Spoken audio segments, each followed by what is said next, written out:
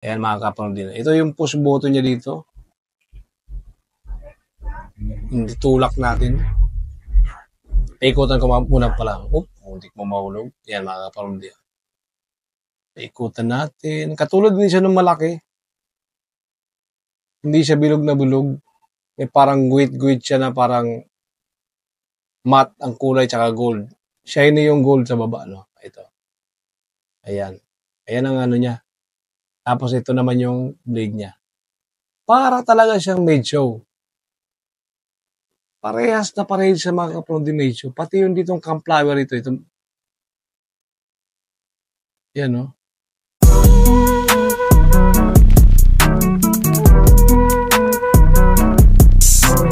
Yun mga kapromdi, nandito na naman po ulit ako mga kapromdi para magbigay sa iyo ng unboxing barber clipper na naman po para sa ating mga barbero. No? Samahan niyo pong muli ako mga kapromdi na mag-unbox nitong clipper ni JRL Clipper. Ang model nga pala niya mga kapromdi no, ay FF2020T. Yun. FF2020T. Chinese na naman, Chinese brand. Nakaraan po na review natin, na-unbox natin si JRL FF2020C, no? Yun yung clipper niya. Ito naman yun yung tatay. Ito naman yung kanyang anak o kapatid. So, specs nga pala nito mga kapromdi, no? Bali, Chinese kasi. Chinese.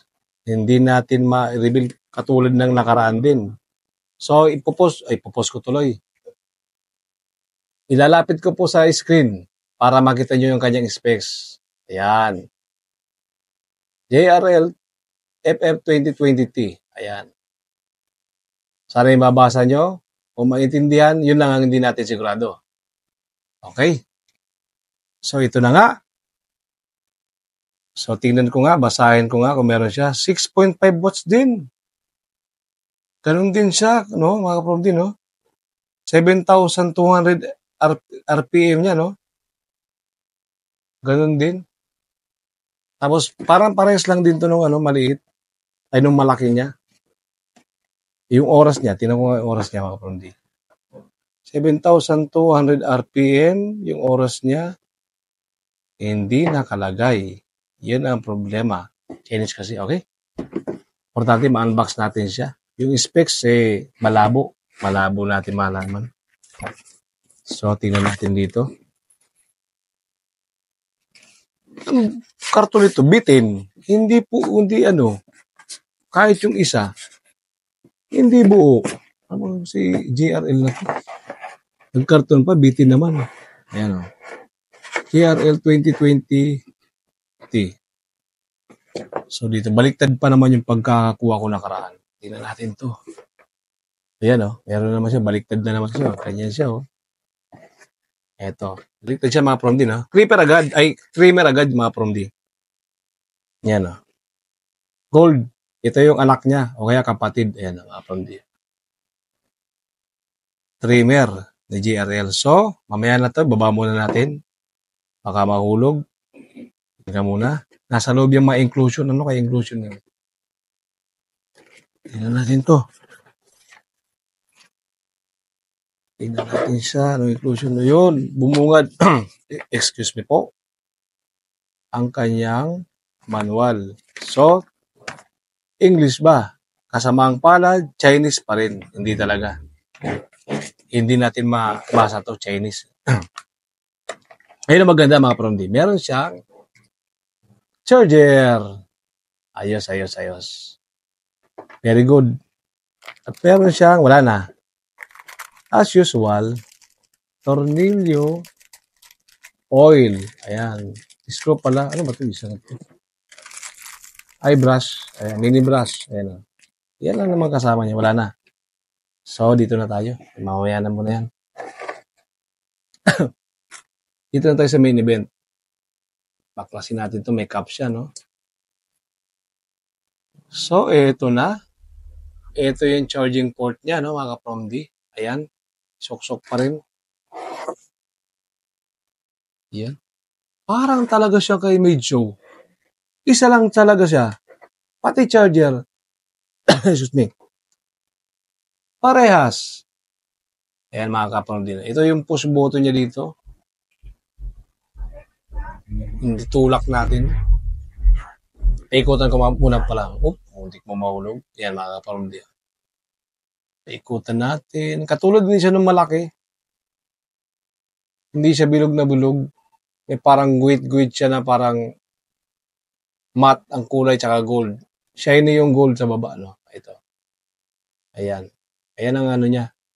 Tapos ito naman yung blade niya. Para talaga siyang made show. Parehas na parehas sa mga kapatid din made show. Pati yung ditong campflower ito. Yan, no? Yung spring, yung puti dito, parehas na parehas siya. Ni M6 ko. Palagay ko rin mga kapatid, yung talim nito at yung kay M6 ko, parehas din. O kaya M11, parehas to. Match na match to. Parehas lang. Yan, no? Ano, slim. Small version nga nung clipper niya to. Ito, di ba to? 2020T. Slim version. Maganda. Hawakan. Maliit. Parang saging. Parang saging. Parang mikropono. Maganda naman. Hindi naman kalaki yan. Pero karamihan kasi mga kaprom din sa mga trimmer na gamit natin. Maliliit. Ito medyo malaki ng konti. Ayan. Tsaka bilog. Naninibago yung karamihan kasi karamihan ng trimmer talaga, palapad. Ito palapad. Nasanay yung iba sa atin na palapad. Ito, ayan o, pabilog talaga siya, no? Pabilog. Parang saging. Panalo. So, titingnan natin kung anong meron siya dito. Unang speed lang, wala siyang second speed. Yun lang. Nagkaiba siya. Dito lang siya, may LED. Umiilaw siya dito. Dito wala siyang charging light indicator kung ano na yung nagagamit nating capacity ng battery niya. Kung malalobat na ba ito. Hindi. Ayan o. Ang ganda yan o. Tahimik. Tahimik siya.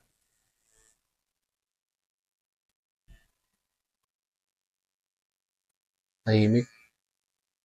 Pino. Medyo mabigat siya ng konti, no?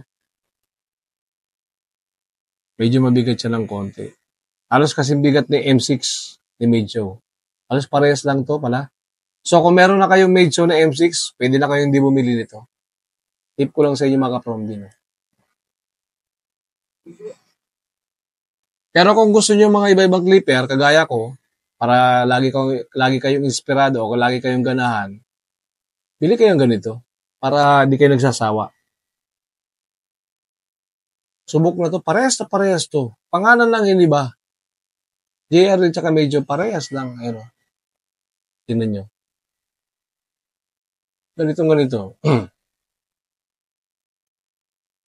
Tahimik. Mas gusto ko to na ganito skeleton mga kaprom din. No? Kasi madali siyang iikot sa gilid ng tenga. Madali. Iikot sa tenga, madali. Excuse me. Para namamalat ako. Kaysa dun sa ibang mga pantay dito, ito kasi may ganito siya. May parang uka siya dito. Mas maganda to.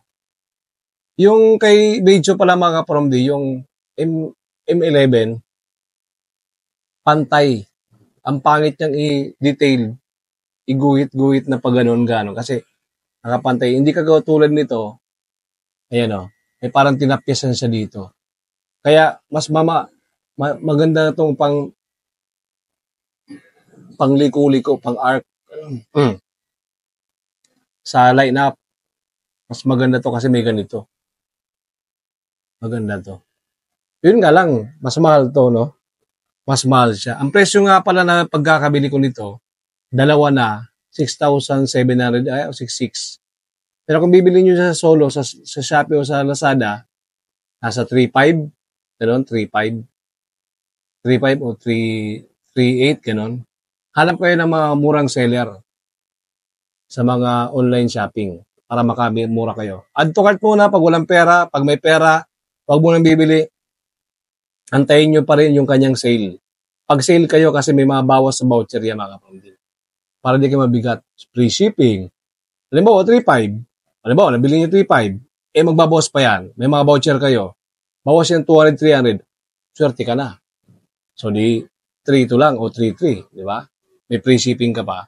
3.5 mo, pwede na. Pero kung magbawas ng 200, 3.3, pwede na. Solid mga from din, no? Tahimik, panalo. Abangan nyo yung aking actual test performance nito. Gagawa ko.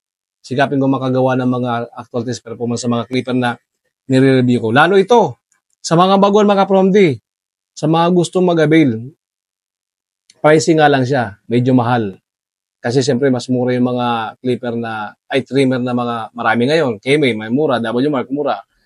Pero ito, solid naman to. Ito yung susunod sa kanila. Nasa, kumbaga hindi siya high-end, mid-end naman siya, mid-end. No? Hindi siya entry level, mid-end siya, mid-end. Mid-end level. Kung may high-end, nasa gitna siya, tapos may low-end, ganun. Nasa gitna siya. Solid. Premium mong hawakan, maganda hawakan, salong-salong. Hindi siya katulad ng iba na sobrang bulky, sobrang lapad. Ito sakto lang. Parang saging. Saging ganun. So, hanggang dito na lang mga from din, no? Sana nakatulong ako sa inyo na magbigay ng konting impormasyon sa trimmer na to kay JRL 2020T. 2020T ha. Ang presyo niya nasa mga online store. Pili na lang kayo doon kung ano yung mas mababang voucher na meron kayo. Saka kayo bumili. So, yun. Parang medyo lang din. Kaya lang medyo mahal. Medyo mahal siya. Medyo mahal siya pag binili nyo. No? Medyo may kamahalan siya. Ipon-ipon din kayo. Pero recommended to. Marami nang gumamit nito. Dati pa. Pero kung ako, ang bibili ko lang kasi medyo na lang. Kung walang ganon, medyo na lang. Pero kung gusto nyo, laging iba yung gamit nyo, kagaya ko, para ma-inspired palagi, para ganahan, bibili pa rin ako ng ganito. May collection ka na, marami pa nakikita yung mga customer mo na, iba-iba pala ang gamit ng barberong to, no? Malaking factor din kasi nakikita nila na iba-iba yung ginagamit natin.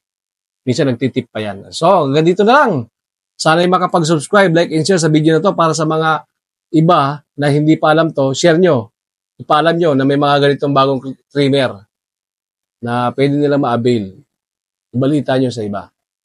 Sa mga barbero, to pwede. Para hindi tayo tamarin. Meron tayong lagi. Ipon lang talaga. Budget lang ang kulang. So hanggang sa muli, from the barber po, sana'y nakatulong ang video nito. DRL 2020T.